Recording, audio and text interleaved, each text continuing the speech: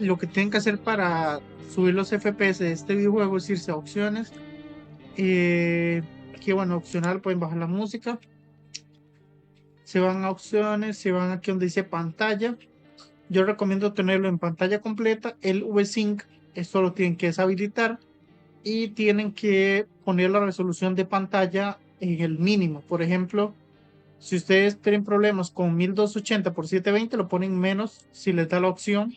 A mí en mi caso, el mínimo que me deja, ya les voy a decir, el mínimo mínimo incluso es hasta 640 por 480 por si mi procesador fuera malo, pero en realidad no es tan malo, entonces sí lo corre.